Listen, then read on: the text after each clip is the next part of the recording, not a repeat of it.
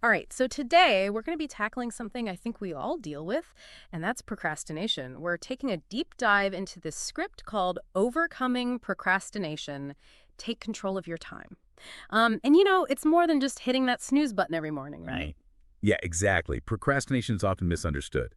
People think it's just laziness, but there are deeper psychological factors at play here. Yeah, it's like our brains are working against us. So instead of just, beating ourselves up for not having enough willpower, we need to understand how our brains are actually prioritizing things.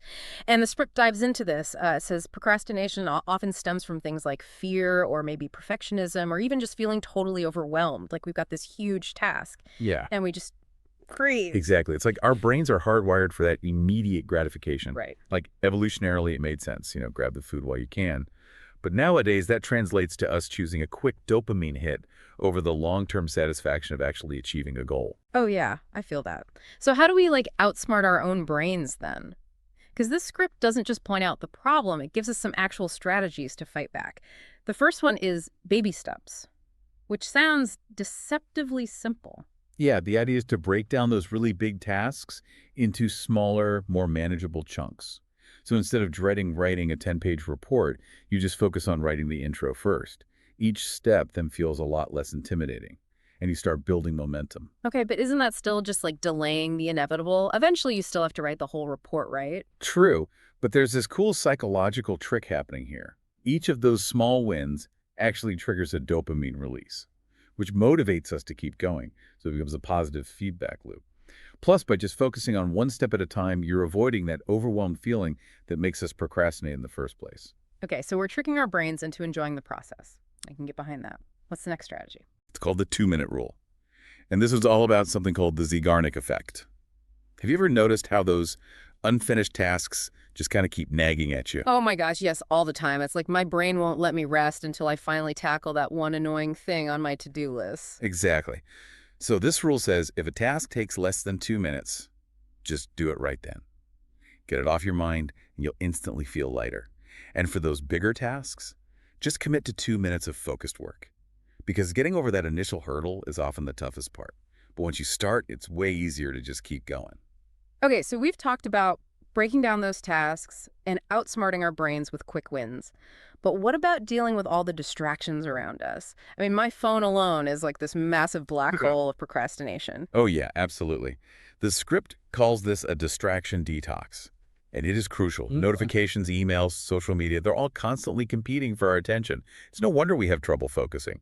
I gotta confess here, I once spent 2 hours watching cat videos when I was supposed to be working on a presentation. Kind of embarrassing, but I know I'm not the only one who gets sucked into those distractions. Yeah, we've all been there. But the good news is we can totally regain control. The script suggests doing things like silencing those notifications, maybe using some focus apps, or even creating a dedicated workspace that minimizes distractions. Ah, so it's about being intentional with our environment, setting ourselves up for success instead of temptation. Yeah, that makes sense. It really is, and the next strategy we're going to look at kind of gives you this structured way to do just that. It's called the Pomodoro technique.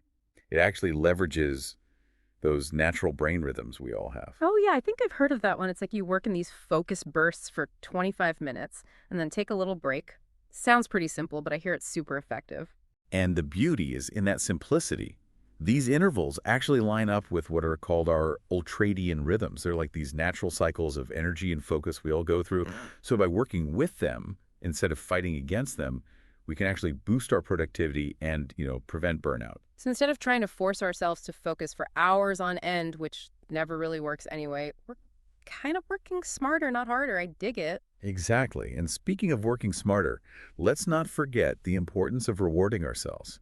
The script calls this one celebrating success. Oh, yeah. Who doesn't love a good reward? It's like the cherry on top after you've had a productive work session. Right? Positive reinforcement is super powerful.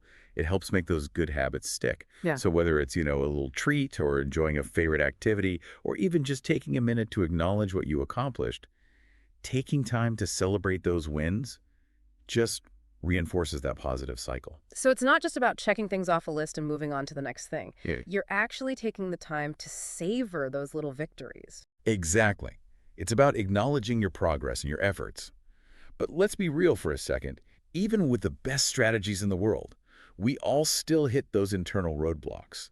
And the script touches on this too, highlighting those mental hurdles like fear of failure and perfectionism.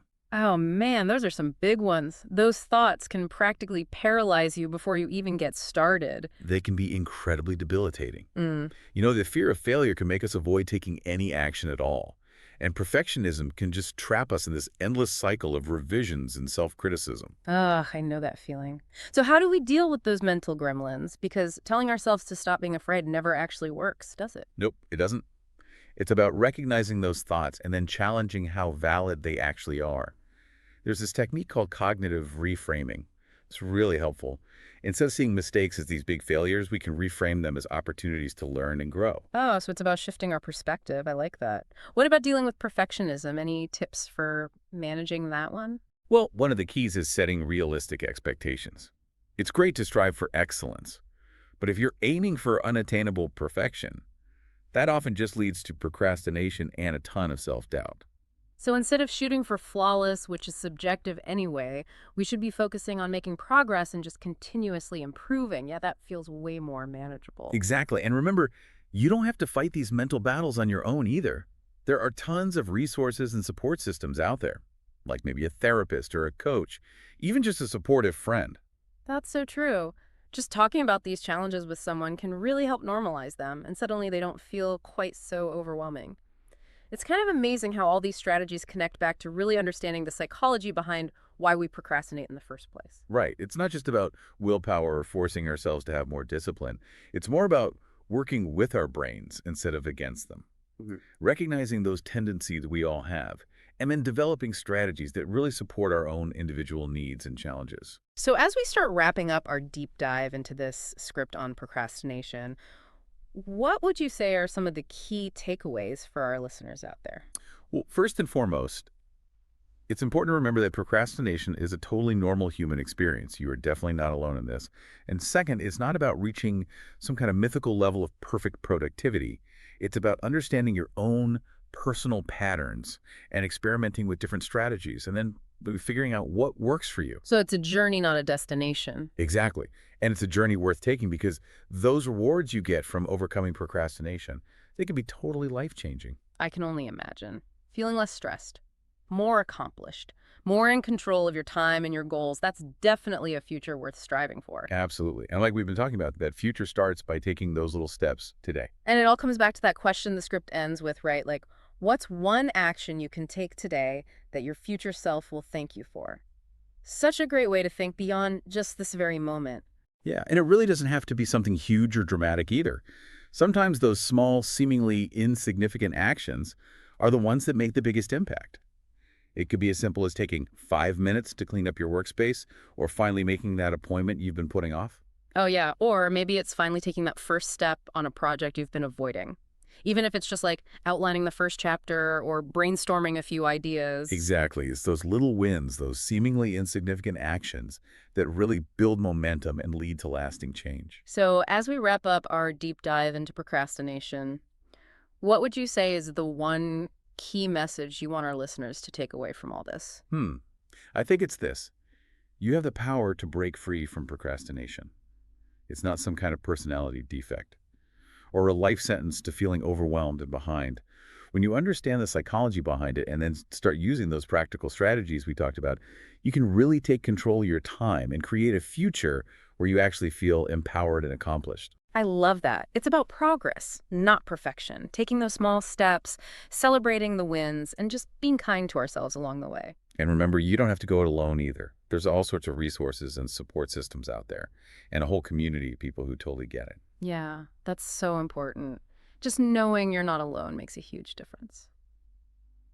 Well, that about wraps up our deep dive into how to conquer procrastination.